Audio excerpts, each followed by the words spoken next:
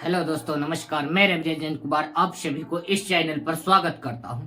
हम लोग ज्योमेट्री में पार्ट 2 का हम लोग कंप्लीट थ्योरी समाप्त कर चुके हैं। अब हम लोग क्या करेंगे, कंप्लीट क्वेश्चन पर प्रैक्टिस करेंगे। वो भी कौन क्वेश्चन जो हाल ही के एग्जाम में एकदम करंट में पूछा गया है, एसएससी, सीजीएल और सीएचएसएल, एमटीएस। इसमें ज्योमेट्री का जितना भी टीसीएस पैटर्न पर ज्योमेट्री से क्वेश्चन उठाया गया है, सारा क्वेश्चन को हम लोग क्या करेंगे, प्रैक्टिस करेंगे। सारा क्वेश्चन का हम साथ लोग मिलकर रिवीजन करेंगे। तो इसीलिए हम कहते हैं ज्यादा से ज्यादा लोग जुड़िए और जुड़कर हम लोग एक तैयारी का नया आयाम देने का प्रयास करेंगे।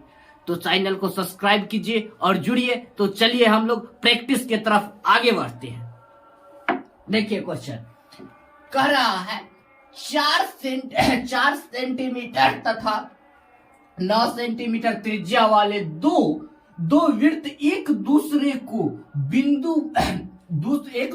बिंदु पर बाह्य रूप से स्पर्श करती है और उसकी एक उभयनिष्ठ स्पर्श रेखा क्रमशः P तथा Q बिंदुओं पर उन्हें स्पर्श करती है।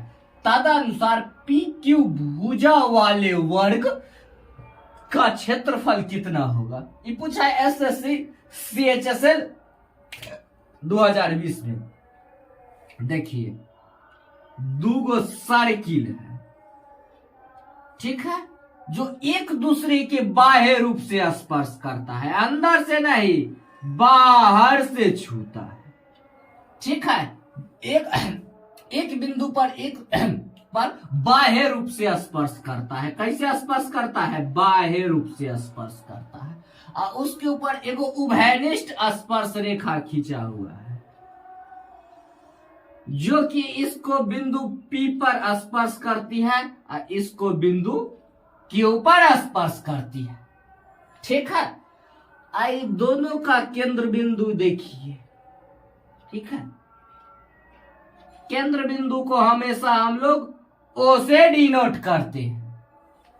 साथ साथ आप लोग फिगर बनाइए। देखिए ये कह रहा है क्रमशः एगो के रेडियस दिया हुआ है त्रिज्या तक केंद्र बिंदु से परिधि को मिलाने वाले रेखा को हम लोग त्रिज्या कहते हैं।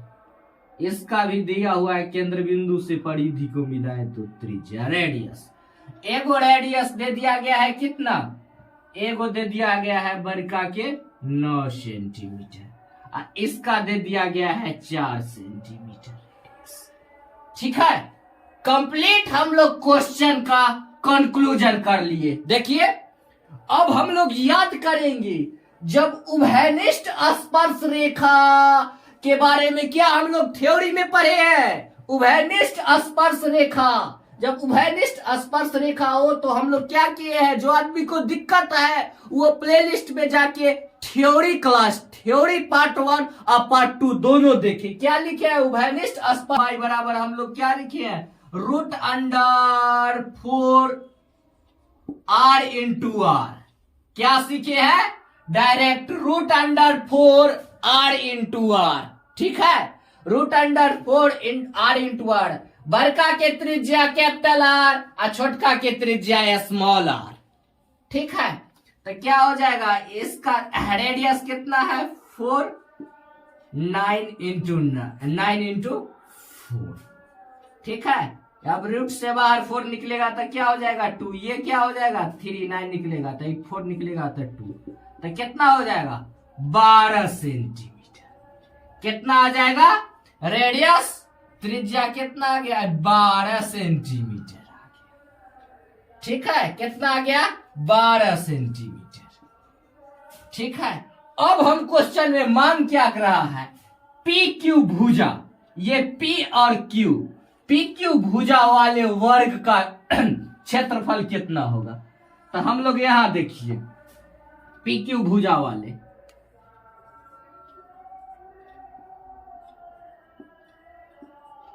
वर्ग के क्षेत्रफल, वर्ग के एरिया कितना होता है, वर्ग के एरिया भुजा स्क्वायर कितना होता है, भुजा स्क्वायर। वर्ग के एरिया होता है भुजा स्क्वायर। तब भुजा के मान हमको कितना आ गया इतना दूर के कंप्लीट मान कितना आ गया, P और Q का मान आ गया है। ये स्पर्श रेखा ये तक कहां तक, अनंत तक बढ़ा जाएगा यहां से, लेकिन हमको कंप्लीट भुजा यहां से लेकर P से लेकर और Q तक के लंबाई आ गया है। P से Q तक के भुजा का लंबाई हम लोग प्राप्त किए हैं। ये 12 प्राप्त किए हैं, 12 जो P और Q इतना दूर का हम लोग भुजा के मान प्राप्त किए हैं। तो क्या होता है, वर्ग के क्षेत्रफल भुजा स्क्वायर, तो 12 के स्क्वायर कितना हो जाएगा, बराबर है 44 से 144 centimetre. Answer option number D4 जानते हैं आप लोग, नोट कर लीजिए। हमेशा थ्योरी को याद रखिए, जब उभयनिष्ठ स्पर्श रेखा की लंबाई पूछे तो हम लोग क्या करेंगे, हमेशा √4AB, ठीक है। हम लोग इतना नहीं, फिगर भी वहां नहीं बनाएंगे। सेट बनाने के दौरान या एग्जाम के दौरान हम लोग फिगर भी ड्रॉ नहीं करेंगे। डायरेक्ट ऐसे कह रहा है, क्वेश्चन के प्रारूप देखकर हम लोग क्या करेंगे, डायरेक्ट इसमें 4AB लगेगा, ठीक है। नोट कर लीजिए, हम लोग डिस्कशन करने के लिए ऐसे किए हैं। याद रखिए क्या कहेंगे, 4AB। कब 4AB, जब उभयनिष्ठ स्पर्श रेखा की लंबाई कहेगा तो हम ये दोनों स्पर्श रेखा की बीच की दूरी लंबाई निकालेंगे तो हम लोग √4AB करेंगे, ठीक है। आगे बढ़ते, ये ध्यान लगाइए। देखिए ये क्वेश्चन आप लोग के सामने लहलहाता हुआ क्वेश्चन कह रहा है, एक वृत्त के दो बिंदु A तथा B पर बिंदु P से 2 स्पर्श रेखाएं खींची गई है, ठीक है।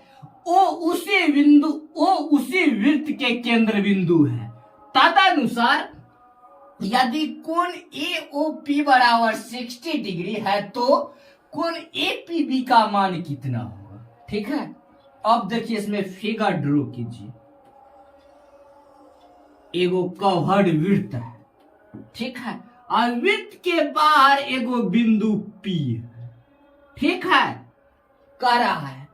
और P बिंदु पर ये बिंदु है, P बिंदु पर वृत्त के स्पर्श रेखा P बिंदु पर 2 स्पर्श रेखा वृत्त से खींची गई है। स्पर्श, बाह्य स्पर्श, ठीक है। इसका केंद्र बिंदु O है, ठीक है।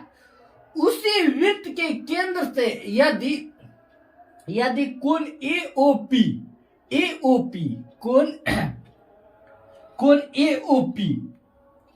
एगो A पर स्पर्श किया है, यहाँ B पर स्पर्श किया है।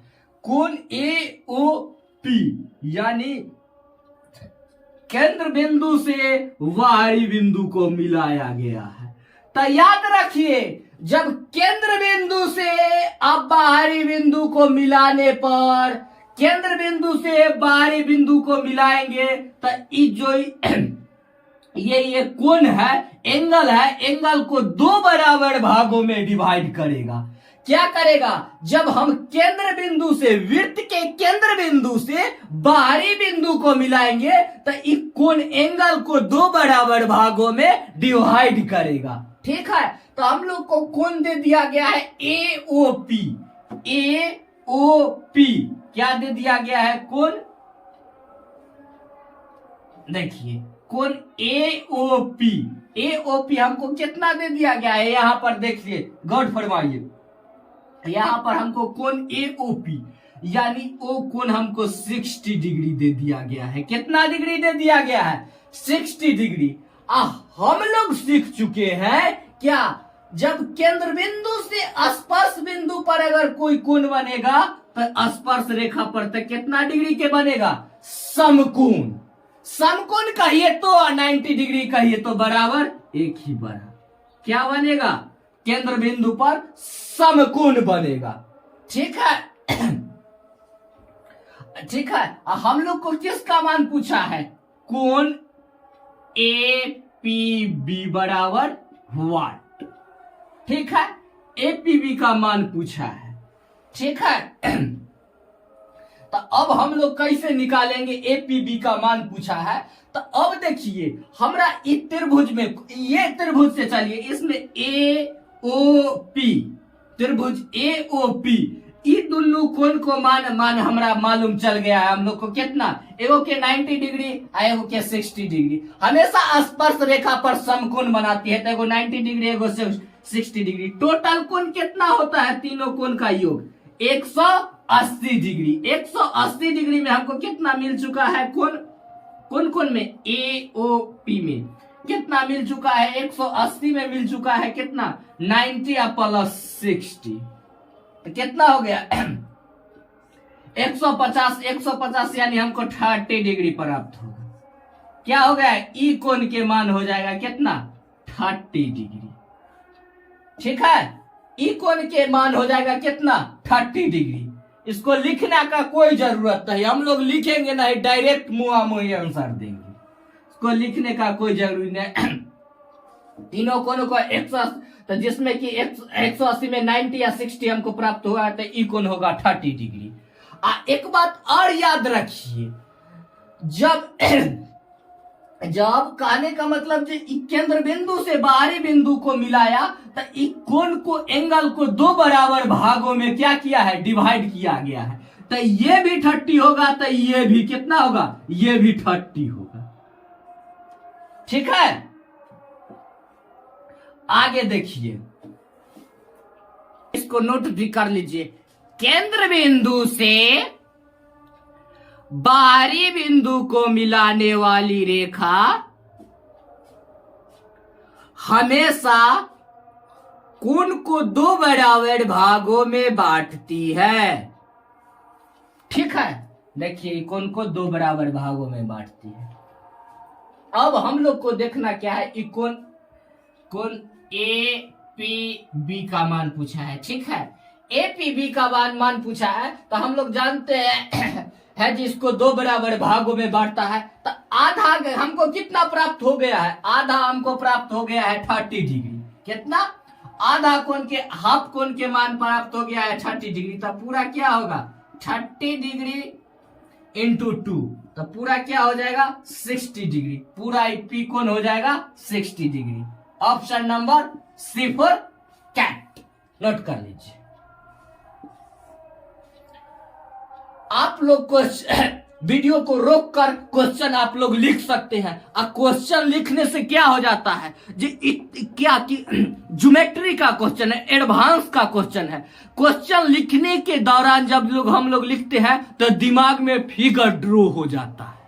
क्या होता है, लिखने से फायदा क्या हो जाता है, जब हम क्वेश्चन को देख के लिखते हैं तो मेरे दिमाग में फिगर चलने लगता है जी, इस टाइप का फिगर होगा। इससे हम लोग को क्वेश्चन बनाने में काफी आसानी हो जाती है। इसलिए वीडियो को रोककर आप लोग क्वेश्चन लिख भी सकते हैं। चलिए आगे बढ़ते हैं। देखिए, मुश्किलें हमेशा इरादों को आजमाती है, मुश्किलें हमेशा इरादों को आजमाती है। देखिए ये क्वेश्चन को देखिए, कह रहा है एस आर क्रमशः 8 सेमी तथा 3 सेमी त्रिज्या वाले दो वृत्त की केंद्र बिंदु में 13 सेंटीमीटर दूरी पर स्थित है। उभयनिष्ठ अनुस्पर्श रेखा की लंबाई यदि बिंदु एस आर क्रमशः संपर्क में बिंदु है, तो एस आर की लंबाई क्या होगा। हम लोग इस टाइप के क्वेश्चन में क्या सीख चुके हैं, क्या कह रहा है, डायरेक्ट उभयनिष्ठ अनुस्पर्श रेखा। क्वेश्चन पर ध्यान दीजिए, हम लोग सीखे हैं उभयनिष्ठ अनुस्पर्श रेखा।